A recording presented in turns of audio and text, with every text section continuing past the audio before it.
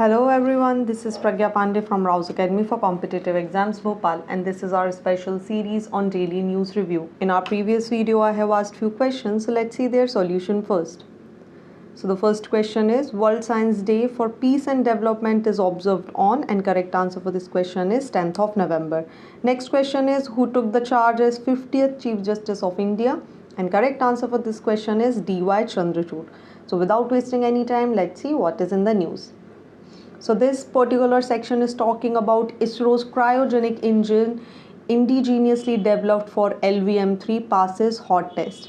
चलिए अब जान लेते हैं इस पर्टिकुलर सेक्शन में से आपके लिए क्या जानना ज़रूरी है। तो सबसे पहले जो हमारे लिए इम्पॉर्टेंट हो जाता है कि आखिर हुआ क्या है। तो देखिए क्या हुआ है, इसरो ने अपना जो क्रायोजेनिक इंजन है ऑलराइट CE-20 विच इज़ उसको फाइनली हॉट टेस्ट के लिए तैयार कर लिया है।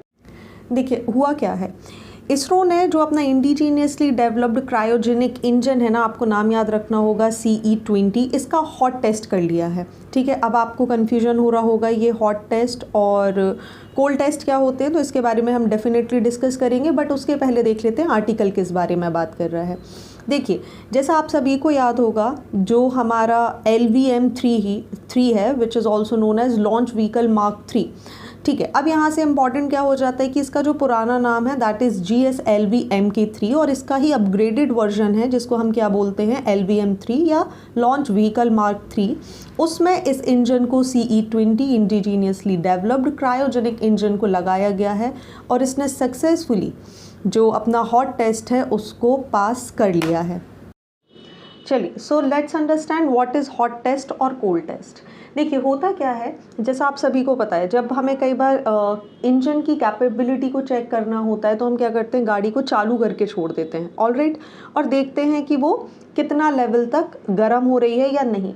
उसी तरीके से अगर हम इसे समझें तो हॉट टेस्ट क्या होता है, एक 100% प्रोडक्शन टेस्ट होता है जिसका यूज़ क्यों किया जाता है, to check all the engine operating parameters as they would function real time in actual vehicle. Alright, दूसरा हो जाता है cold test. So cold test basically अगर हम इजी लैंग्वेज में बोलें तो ये एक लीक टेस्ट है। ऑलराइट, इसका मतलब होता है कि जो आपका इंजन है क्या उसमें कोई कैविटी तो नहीं है या कोई गड़बड़ी तो नहीं है, कहीं उसमें से कोई ऑयल या दूसरी चीज़ तो लीक नहीं हो रही। So this is the basic difference between hot test and cold test, जो आप याद रखेंगे। चलिए तो मुद्दा ये आ जाता है कि भाई इस टेस्ट का फ़ायदा क्या है। देखिए जिस इंजन को यहाँ पर यूज़ किया गया है CE-20, अगर उसने हॉट टेस्ट पास कर लिया है दैट मीन्स जो हमारा LVM-3 है उसकी पेलोड कैपेसिटी भी इंक्रीज़ हो जाएगी अप टू 450 kg। सो ये इस पर्टिकुलर आर्टिकल के बारे में था। अब यहाँ पर एग्जामिनेशन पॉइंट ऑफ व्यू से हमें और क्या जानना ज़रूरी है कि भाई LVM-3 क्या है, तो we have discussed it multiple times. So launch vehicle mark 3 ISRO का newest medium heavy lift launch vehicle है। ओके, अब इसका काम क्या है, अगर हम बोलें तो ये LVM-3 जो है इसको पहले GSLV मार्क 3 के नाम से भी जाना जाता था, या फिर हम इसे geosynchronous satellite launch vehicle mark 3 भी बोलते हैं। सो बेसिकली इस रॉकेट को जो डिज़ाइन किया गया है it is to mainly launch satellites into geostationary orbit that is at 35,000 kilometres. चलिए नेक्स्ट आर्टिकल पर बढ़ने के पहले आपको एक काम करना है, आपको मुझे कमेंट सेक्शन में CE-20 क्रायोजेनिक इंजन के एटलीस्ट 2 फीचर्स बताने हैं। चलिए तो ये आर्टिकल बात कर रहा है टी बोर्ड के बारे में। देखिए टी बोर्ड ने यहाँ पर क्या बोला है, मिनिस्ट्री ऑफ कॉमर्स से डिमांड की है कि अगले 5 सालों में टी इंडस्ट्रीज़ के डेवलपमेंट के लिए हमें एटलीस्ट 1000 करोड़ रुपए की आवश्यकता होगी। तो जिनकी आप यहाँ पर तस्वीर देख पा रहे हैं ये हैं सौरभ पहरी, जो कि कौन है, अभी इस समय टी बोर्ड के चेयरमैन हैं। सो इन्होंने यहाँ पर ये बोला है कि एटलीस्ट हमें स्मॉल टी ग्रोअर्स जो हैं, ठीक है, उनको ध्यान में रखते हुए बहुत सारी टेक्नोलॉजी और रिसर्च करने की ज़रूरत है ताकि हम जो टी का प्रोडक्शन है इसको काफ़ी ज़्यादा इन्हेंस कर पाएँ।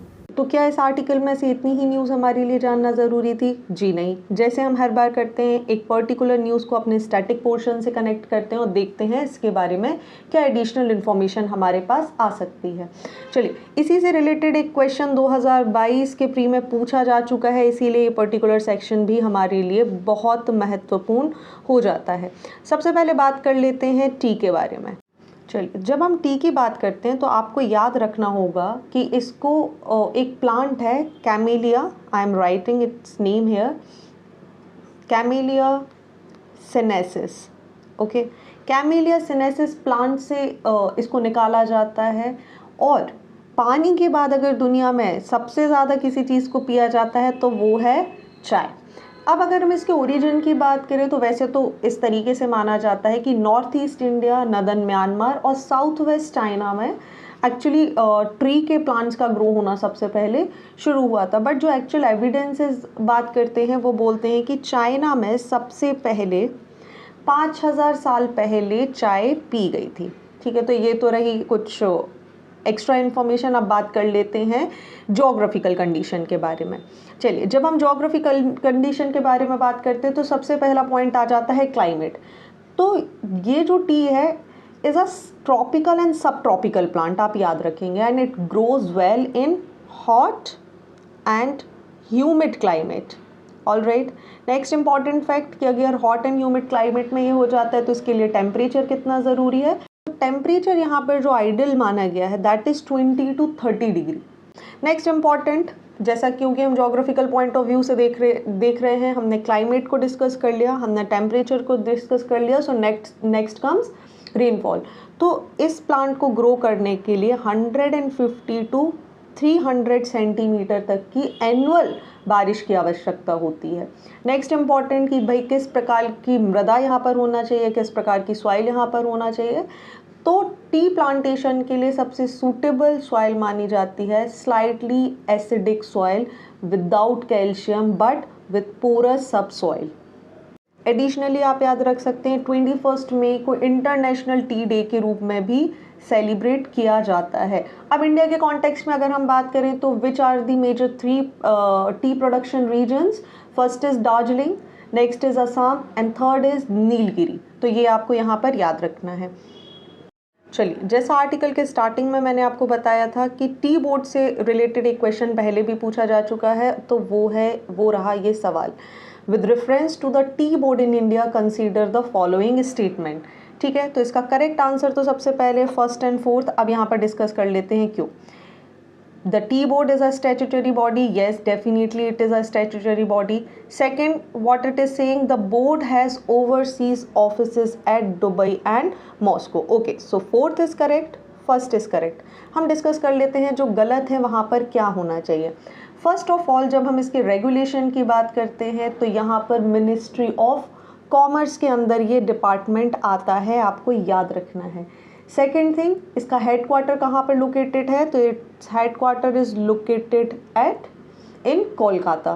चलिए, so coming on to the next article, यहाँ पर क्या बात की जा रही है? मिनिस्ट्री ऑफ एग्रीकल्चर और फार्मर वेलफेयर ने ग्लाइफोसेट पर बैन लगा दिया गया है। ठीक है, ग्लाइफोसेट एक हर्बिसाइड है, इसको टोटली बैन कर दिया गया है। अभी हम डिटेल में समझेंगे कि आखिर है क्या। देखिए, हो क्या रहा है, मिनिस्ट्री ऑफ एग्रीकल्चर और फार्मर वेलफेयर का बोलना ये है कि इनके यूज़ से एनवायरनमेंट पर, साथ ही साथ ह्यूमन बीइंग और एनिमल पे बहुत ज़्यादा नेगेटिव इम्पैक्ट पड़ रहा है। अब देखिए, हो क्या रहा था, जो इलीगल कल्टीवेशन है हर्बिसाइड टॉलरेंस कॉटन का, HT का मतलब यहाँ पर हर्बिसाइड टॉलरेंस है। सो हर्बिसाइड टॉलरेंट जो BT कॉटन है उसमें अचानक से बहुत ज़्यादा यूज़ देखने के लिए मिल गया कि इसका जो प्रोडक्शन है वो डबल हो गया। ऑलराइट, 2020 की अगर हम बात करें जहां इसका प्रोडक्शन 30 लाख के आसपास हुआ करता था, वहीं 2021 में जो इसका प्रोडक्शन है वो 70 लाख के आसपास पहुंच गया। तो ये सारा सब कुछ जो हो रहा है, इस पे कंट्रोल करने के लिए सेंट्रल गवर्नमेंट ने इस तरीके के डिसीजन लिए हैं। चलिए, तो ना पॉइंट कम्स कि हमें यहाँ पर पढ़ना क्या ज़रूरी है, हमें जानना ज़रूरी है हर्बिसाइड्स क्या होते हैं और ग्लाइफोसेट क्या है। देखिए, ग्लाइफोसेट को भी समझने के पहले हमें क्या जानना ज़रूरी है कि हर्बिसाइड क्या है। अगर मैं बोलूँ तो हर्बिसाइड एक एजेंट है या एक इस तरीके का केमिकल है जिसका यूज़ किया जाता है अनवांटेड प्लांट्स की ग्रोथ को ख़त्म करने के लिए। ठीक है, कुछ अननेसेसरी इन्वेजिव स्पीशीज़ होते हैं या एग्रीकल्चर वीड होती है जो मेन प्लांट के साथ निकल के आ जाती है, उसको डिस्ट्रॉय करने के लिए जिस केमिकल का यूज़ किया जाता है उन्हें हम बोलते हैं हर्बिसाइड्स। ठीक है, चलिए अब समझ लेते हैं ग्लाइफोसेट क्या होता है। तो ग्लाइफोसेट एक तरीके का हर्बिसाइड होता है जिसका यूज़ किसके लिए किया जाता है, अगेन वीड्स को किल करने के लिए, है ना। जो मैंने आपको बताया प्लांट्स के साथ अननेसेसरी कुछ वीड्स यहाँ पर ग्रो कर जाती हैं, उनको डिस्ट्रॉय करने के लिए इस तरीके के केमिकल्स का यूज़ किया जाता है। देखिए अब प्रॉब्लम क्या हुई है, रिसेंटली 21 अक्टूबर को जो ministry of agriculture and farmer welfare है उन्होंने भी एडवाइजरी रिलीज़ करी है, बट 2015 में WHO भी ये बोल चुका है कि जो ग्लाइफोसेट्स का यूज़ किया जा रहा है इट इज़ एक्सट्रीमली डेंजरस। अगर हम बोलें तो ह्यूमंस में कैंसर कॉजिंग एजेंट्स को ये रिलीज़ कर देता है। उसी का रिजल्ट है फ्रांस, इटली, वियतनाम, श्रीलंका जैसी बहुत सारी जगहों ने ग्लाइफोसेट के यूज़ पर टोटली बैन लगा दिया है। देखिए इम्पॉर्टेंट यहाँ पर क्या था कि जब भारत में इनका इस्तेमाल होना शुरू हुआ तो मेजरली जो इसके लिए परमिशन दी गई थी वो सिर्फ टी गार्डन्स, ठीक है, टी गार्डन्स के लिए एंड नॉन क्रॉप एरियाज जैसे रेलवे ट्रैक्स हो गए, प्लेग्राउंड्स हो गए, वहाँ पर सिर्फ इनको यूज़ करने के लिए परमिशन दिया गया था। बट व्हाट हैपन्स, फार्मर्स ने ग्लाइफोसेट्स का यूज़ करना शुरू कर दिया इरिगेशंस के लिए, चैनल्स के लिए, ठीक है, और जो भी वीड्स को क्लियर करने के लिए। अब क्या हुआ भाई, अगर कहीं पानी है, पानी जमा है और उसमें वीड जमा हो गई तो फार्मर ने क्या करा कि उसके लिए आसानी हो जाती है, उसने ग्लाइफोसेट को वहाँ पर छिड़का और कुछ ही समय बाद वो वीड पूरी क्लियर हो जाएगी। लेकिन वीड तो यहाँ पर क्लियर हो जाती है बट जो पानी है वो क्या करता है, वो बहुत सारी जो क्रॉप्स हैं जैसे राइस की क्रॉप है उसमें बहुत सी डिसीजेस कर देता है। वही पानी अगर कोई जानवर पिएगा तो उसमें बहुत सारी डिसीजेस हो जाती हैं and same goes with human. चलिए तो नेक्स्ट यहाँ पर बात की जा रही है नेक्स्ट न्यूज़ में, red flag over greenwashing at COP27। देखिए हुआ क्या है, यूनाइटेड नेशन सेक्रेटरी जनरल जो हैं उन्होंने प्राइवेट कोऑपरेशन और सारी इस तरीके की ग्रीन वॉशिंग प्रैक्टिस करने वाली कंपनीज को ना बोला है कि भाई आपके पास 1 साल का समय है, विद इन अ ईयर इस तरीके की जो हरकतें हैं जो की जा रही हैं आप उसे टोटली बंद कर दीजिए। साथ ही इन्होंने ये भी बोला है कि the general has also directed to set up an expert group solely to look into these kind of practice। ठीक है, अब आप सोच रहे होंगे ग्रीन वॉशिंग बढ़िया सा साउंड कर रहा है, लेकिन ये बहुत ही डेंजरस टर्म है, हम इसको सेपरेटली समझेंगे। तो सबसे पहले समझ लेते हैं कि ग्रीन वॉशिंग क्या है। देखिए ये कोई नया टर्म नहीं है, इसको सबसे पहले 1986 में इस टर्म का यूज़ किया गया था। एक अमेरिकन एनवायरमेंटलिस्ट थे, उन्होंने जे वेस्टरवेल्ड, ठीक है, अगेन आई एम रिपीटिंग, जे वेस्टरवेल्ड उनका नाम था, उन्होंने इस टर्म का यूज़ किया था। अगर हम ग्रीन वॉशिंग की बात करें तो ये क्या होता है, ये एक इस तरीके की प्रैक्टिस है जिससे कंपनीज लोगों को बेवकूफ़ बनाती हैं। कैसे, आप कुछ ऐसे प्रोडक्ट्स को रिलीज़ करते हैं मार्केट में जो बोलते हैं कि our products are climate friendly या फिर बायोडिग्रेडेबल हैं, बट उनका एंड किस तरीके से होता है कि भाई वो directly they lead to emission और आपकी जो फर्टिलिटी है सॉइल्स वगैरह की या कंटेमिनेशन ऑफ वाटर है उसे इनफैक्ट इंक्रीज़ कर देते हैं। देखिए इसे और आसानी से समझ लेते हैं, एक तरीके का फेज चल रहा है कि हम इस तरीके के प्रोडक्ट्स को यूज़ करना चाह रहे हैं जो क्लाइमेट फ्रेंडली होते हैं, राइट, बायोडिग्रेडेबल होते हैं, बट कंपनीज तो ऐसा क्लेम करती हैं, क्या एक्चुअली ये बायोडिग्रेडेबल होते हैं या नहीं ये नहीं पता। तो इस तरीके के बहुत सारे फॉल्स क्लेम किए जाते हैं, मिसलीडिंग एडवर्टीजमेंट निकाले जाते हैं और ग्रीन वर्ड को जोड़कर कस्टमर के माइंड को वॉश करते हुए ग्रीन वर्ड को क्लाइमेट के लिए जोड़कर जब प्रोडक्ट्स को इस तरीके से मिसलीडिंग तरीके से मार्केट में निकाला जाता है तो हम इसको क्या बोलते हैं, ग्रीन वॉशिंग। तो जिस तरीके के क्लेम्स यहाँ पर किए जाते हैं कि भाई क्लाइमेट को प्रोटेक्ट करने के लिए ये प्रोडक्ट्स हेल्प करेंगे, बट ऐसा कुछ भी नहीं होता। They do nothing in fight against climate change. तो बहुत सारी मल्टीनेशनल कोऑपरेशंस हैं, कंपनीज हैं जिन पर इस तरीके के आरोप लग चुके हैं, लाइक कोको कोला उसमें से एक बहुत फेमस नेम है जिसको बार बार बोला जाता है कि वो कस्टमर्स के साथ ग्रीन वॉशिंग करता है। इसी तरीके से जब भी आप सर्च करेंगे तो ऑस्ट्रेलिया की एक कंपनी है जो ये बोलती है कि भाई हम बायोडिग्रेडेबल प्लास्टिक बनाते हैं। इन्होंने इसका बहुत क्लेम किया, बट अल्टीमेटली क्या हुआ, ये बायोडिग्रेडेबल बॉटल जब टूटी तो छोटे छोटे पार्टिकल्स में टूट गई। अब ये तो इंटायर प्लास्टिक की बॉटल से भी ज़्यादा डेंजरस है क्योंकि ये माइक्रो प्लास्टिक में टर्न हो गई। सो अल्टीमेटली इन्होंने बोला कि ये एनवायरनमेंट को प्रोटेक्ट करेगी, लेकिन it's lead more danger, it put more danger into the environment.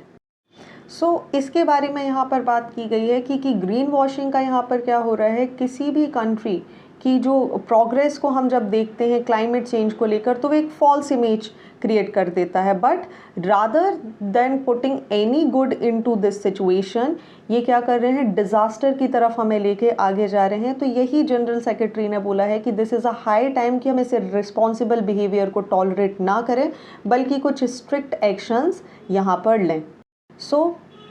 It's time for current oriented one-liners, and first news is National Education Day is celebrated every year on November 11 as it marks the birth anniversary of Maulana Abul Kalam Azad. Next, the Union Minister for Finance and Corporate Affairs has approved the final sovereign green bonds framework of India. Next, USA recently unveiled a new carbon offset scheme called Energy Transition Accelerator for Climate Finance. Aruna Miller, first Indian American to win Maryland Lieutenant Governor race. Last in the cool today is India is set to host the 2023 IBA Women's World Boxing Championship. So it's a quiz time, and first question is National Education Day is observed on, and next question is what is glyphosate? Correct answer आप सभी को हमें comment section में बताना है। देखिए, आप ज़्यादा से ज़्यादा कमेंट करेंगे उतनी ही ज़्यादा आपकी प्रिपरेशन में हेल्प मिलेगी। जब हम आपसे कोई सवाल यहाँ पर पूछते हैं तो आप डेफिनेटली पूरी न्यूज़ को देखेंगे या आप उससे रिलेटेड किसी आर्टिकल को सर्च करेंगे, और एक पर्टिकुलर आर्टिकल में आपको बहुत सारी इंपॉर्टेंट चीज़ें मिल जाती हैं। शो योर इंगेजमेंट, ज़्यादा से ज़्यादा आप अपने आंसर्स को कमेंट करें ताकि आपको भी पता चल सके आपको कितने आंसर्स आते हैं। आज के लिए इतना ही। Join our batches for UPSC, MPPSC, civil services examination, seats are very limited, so hurry up. Thank you for watching this video. Do not forget to hit like button, comment your valuable feedback, and also press the subscribe button to never miss any update. Please follow us on Instagram and Facebook. Links are given below in the description box. Thank you and see you tomorrow.